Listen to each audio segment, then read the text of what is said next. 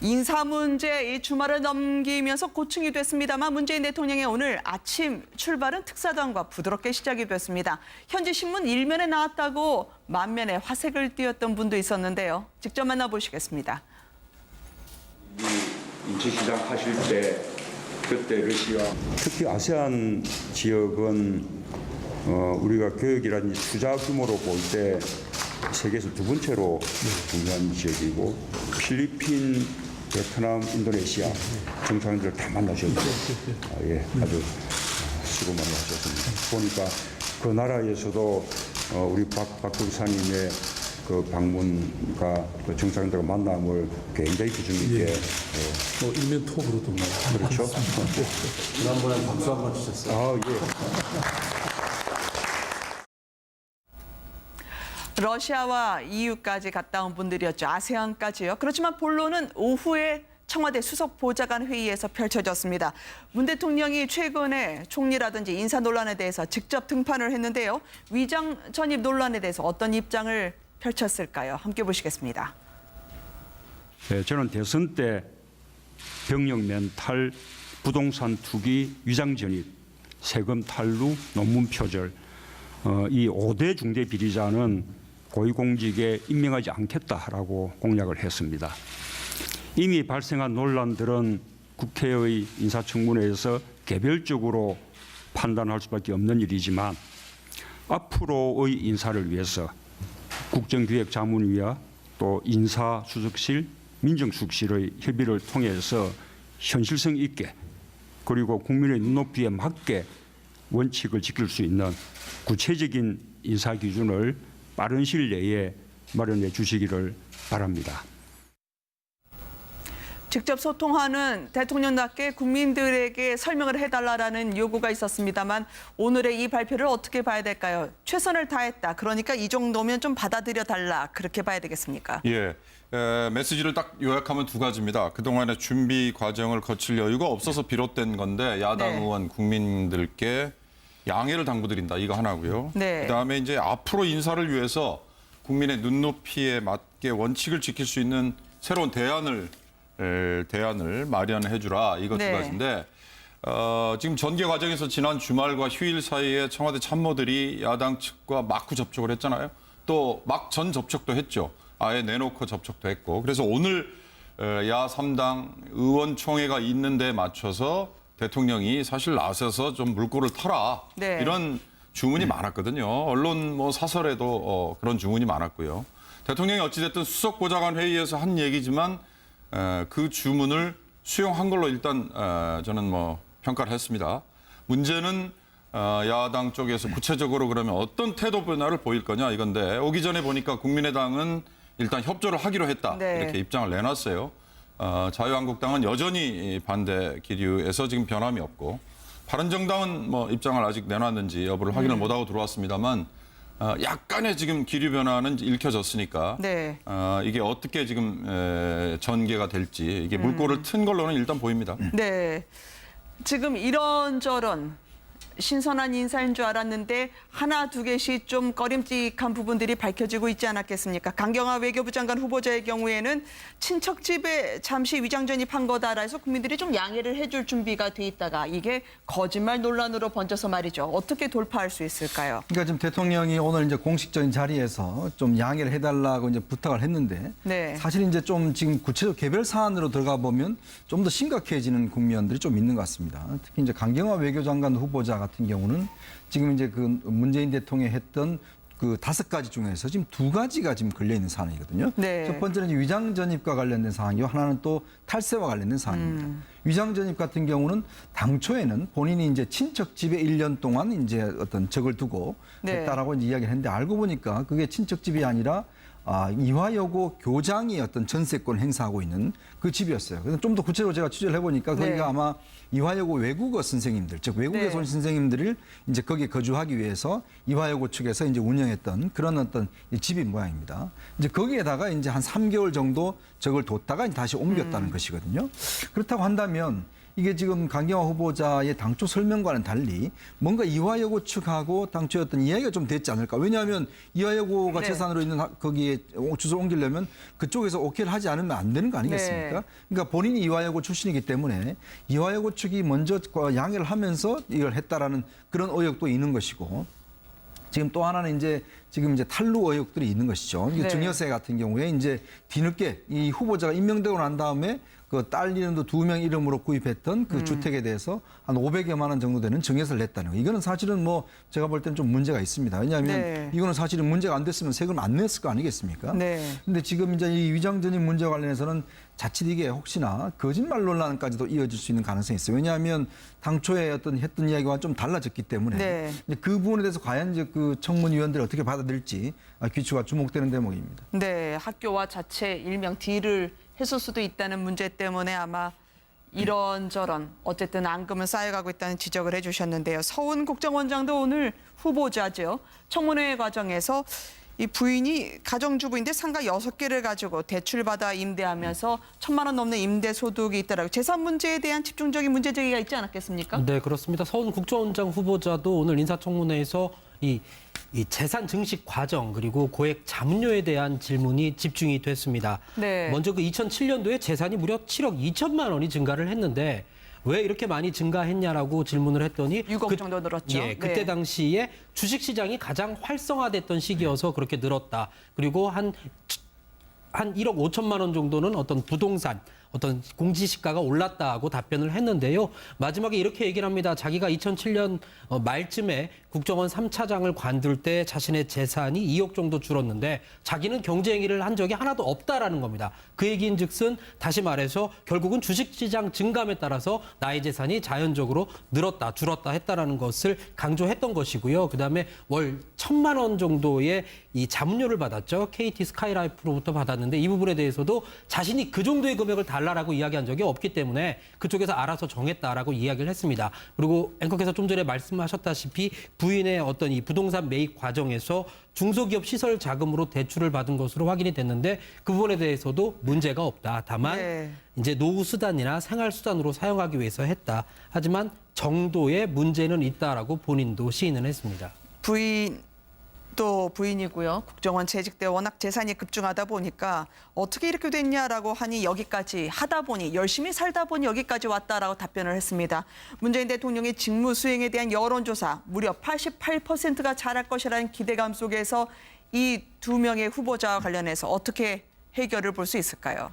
그러니까 그 어느 때 정권보다도 훨씬 더 국민적 지지도가 높은 상황에서 지금 정권이 출범을 했는데요. 네. 출범하자마자 한 20일 만에 허니문 기간이 다 끝나는 거 아니냐 이런 얘기가 나올 정도로 좀 인사 문제 때문에 굉장히 좀 곤란함을 겪고 있는 것 같습니다. 네. 그러니까 인사 문제 핵심은 제가 볼 때는 그러니까 문재인 대통령이 오늘 밝혔다시피 인수위 과정이 없이 출발하는 그런 상황이었던 데다가 국민의 기대가 워낙 높아서 네. 새로운 인물들을 뭐 총리라든가 아니면 외교부 장관, 뭐 국정원장 이런 식으로 이제 그 내정을 하는 과정에서 미처 다 검증을 끝내지 못했던 것 아닌가 이런 생각이 듭니다. 그런 점 때문에 오늘 문재인 대통령도 이 수석 보좌관에 의해서 네. 이런 현실적인 문제를 좀 이해해달라 이제 이런 얘기를 하고 싶었던 것 같습니다. 그러니까 그런 거를 인정한다 하더라도 결국은 이제 그 정부가 국민들한테 보이는 태도가 문제일 것 같은데요. 그러니까 항상 그 인사검증의 주체라든가 아니면 새로운 인사를 내정하거나 지명하는 주체는 대통령이거나 그 정부거든요. 네. 근데 결국은 거기에서 나타나는 문제도 그 책임도 정부가 져야 하는 것입니다. 근데 그걸 자꾸 국민들한테 이해해달라고만 하는 것이 과연 옳은 태도인가? 네. 이 부분도 좀 사실은 고민해볼 필요가 있을 것 같습니다. 오히려 국민들 입장에서는 문재인 대통령이나 뭐 청와대에서 오히려 더 솔직하게 인정하고 그럴 수밖에 없었던 사정에 대해서 얘기하고 더 네. 잘하겠다 이렇게 얘기하는 태도를 더 원하는 것은 아닐까. 근데 그런 부분보다도 이 현실 탓을 한다거나 이런 모습으로 비춰지는 게 오히려 지지도나 국민들의 어떤 기대치에는 조금 좀 미치지 못하는 거 아닐까 생각이 돼서 좀 걱정되는 측면이 있습니다.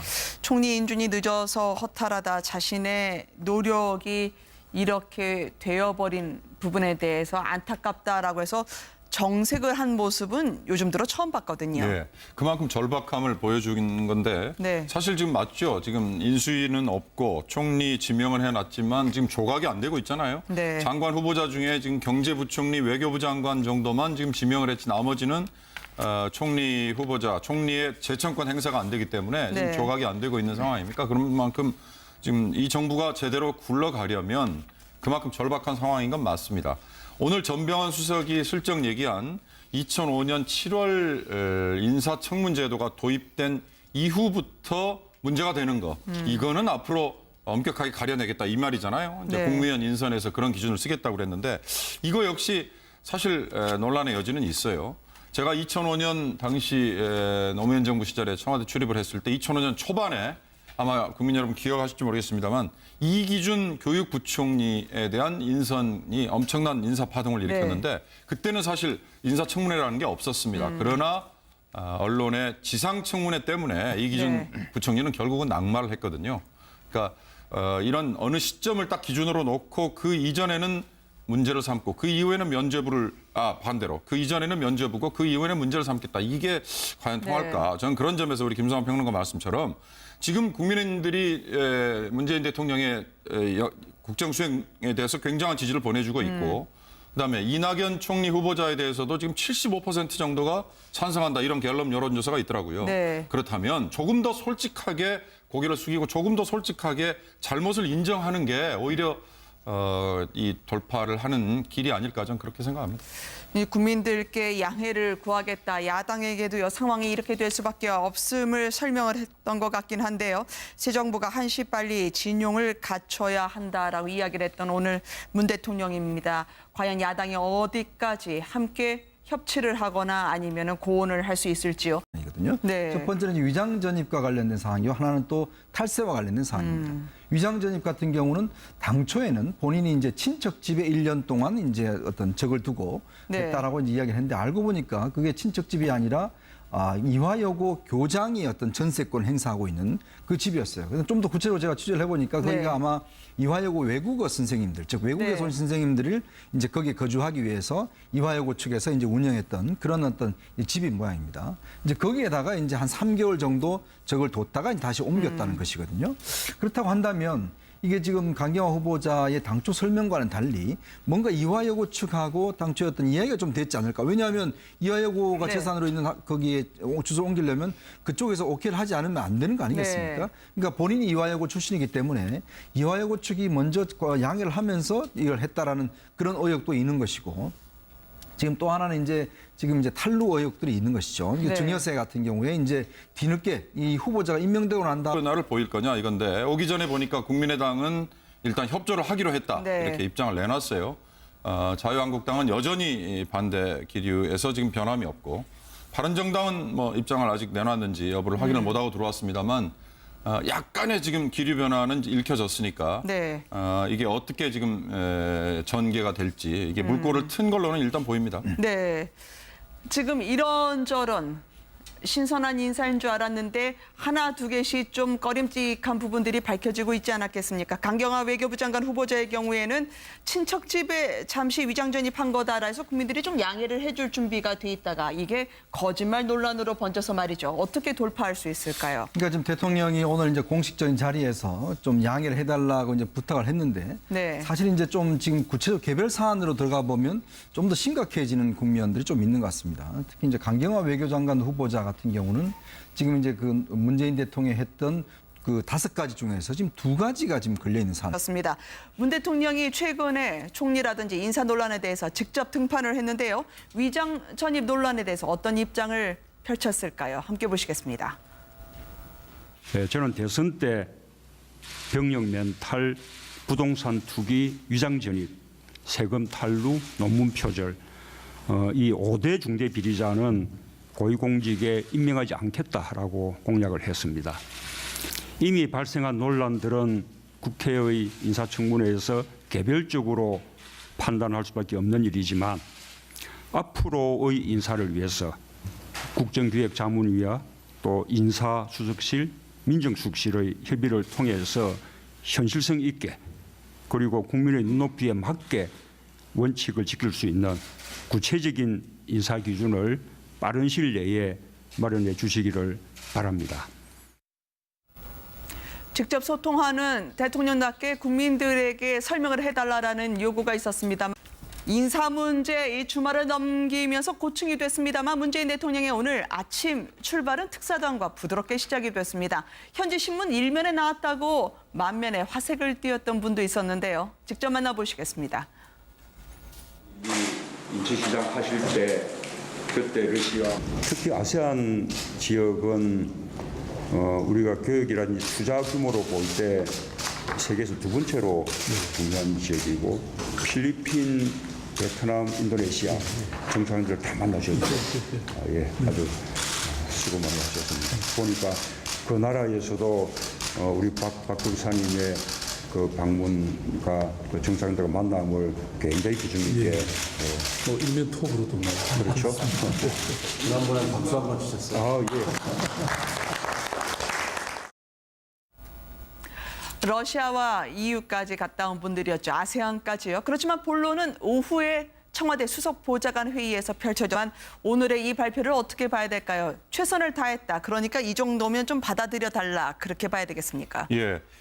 메시지를 딱 요약하면 두 가지입니다. 그동안의 준비 과정을 거칠 여유가 없어서 비롯된 건데 야당 네. 의원 국민들께 양해를 당부드린다. 이거 하나고요. 네. 그다음에 이제 앞으로 인사를 위해서 국민의 눈높이에 맞게 원칙을 지킬 수 있는 새로운 대안을 마련해 주라. 이거 네. 두 가지인데 지금 전개 과정에서 지난 주말과 휴일 사이에 청와대 참모들이 야당 측과 마쿠 접촉을 했잖아요.